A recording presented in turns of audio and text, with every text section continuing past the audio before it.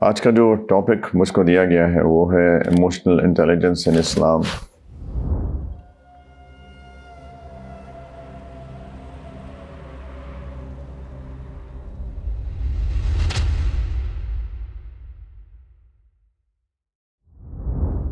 Emotional intelligence کے بارے میں آج کل کے سائیکالوجسٹ بہت باتیں کرتے ہیں۔ ایموشنل انٹیلیجنس ایکچولی 4 چیزوں کا نام ہے۔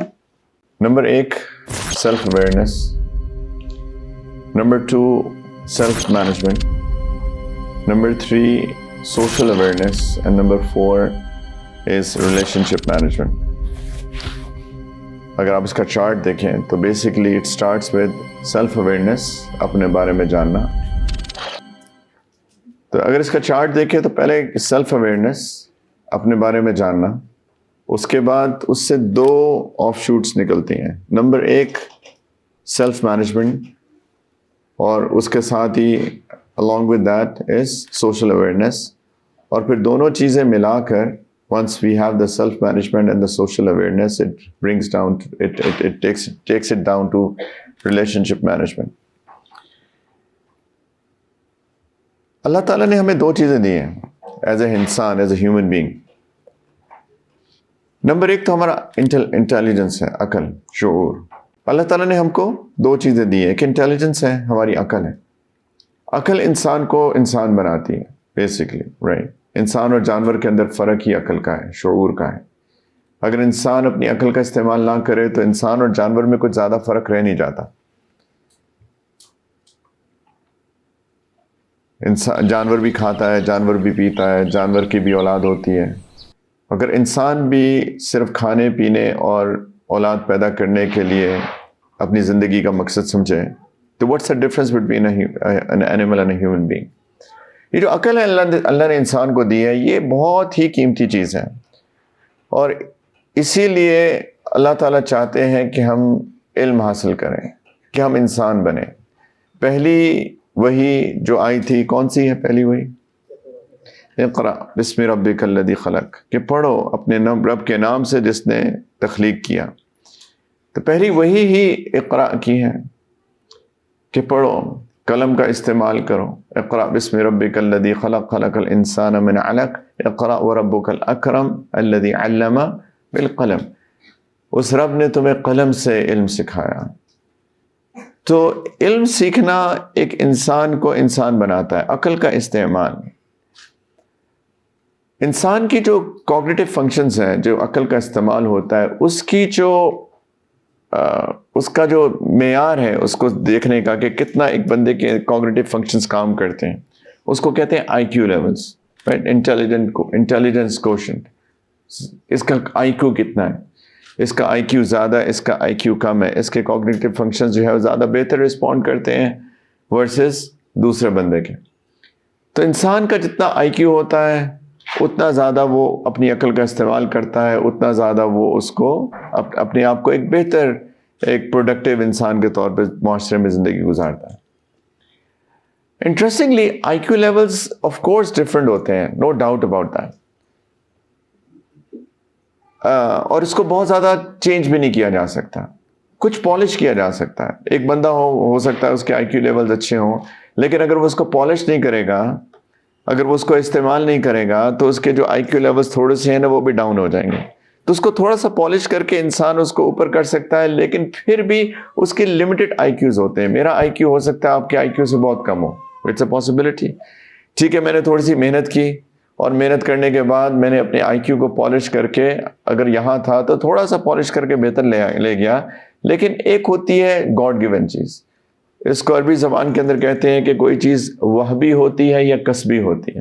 وہبی کا مطلب گفٹڈ، ایگزیکٹلی۔ الوہاب جو اللہ تعالیٰ کا نام ہے، اس کا مطلب ہے the giver of gifts، کہ اللہ تعالیٰ گفٹ دینے والے ہیں۔ تو وہبی means gifted، God gifted as they say۔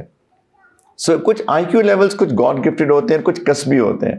کسبی کا مطلب یعنی کسب مینس ایفرٹ، اور کچھ اپنی محنت سے انسان اس کو ایز اے سیٹ کے پالش کرتا ہے، رائٹ؟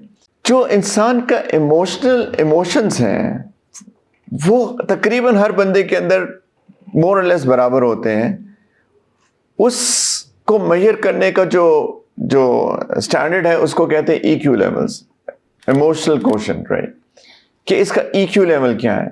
EQ لیول انسان, میرا خیال ہے ذاتی طور پہ میں غلط ہو سکتا ہوں, بٹ آئی تھنک کہ EQ لیولز وہ چیز ہوتی ہے جو انسان اگر رائٹ انوائرمنٹ پہ اپنے آپ کو رکھے تو سب کے EQ لیولز مور اور لیس برابر ہو سکتے ہیں. اگین اللہ جانے, لیکن EQ لیولز جو انسان کے ایموشنل کوشنٹ ہے وہ مور اور لیس انسان جو ہے کوشش کر کے اس لیول تک لا سکتا ہے جہاں پہ اس کو لانے چاہیے. اصل میں جو چیز EQ لیولز کو نیچے لے کے آتی ہے, ایموشنل کوشنٹ کو نیچے لے کے آتی ہے, وہ انسان کی سراؤنڈنگز ہوتی ہیں. ڈی سینسٹائزیشن ہو جاتی ہے بہت ساری چیزوں کی, سراؤنڈنگز, کچھ لوگوں کے دل سخت ہو جاتے ہیں, کچھ لوگ, مطلب ڈپینڈس.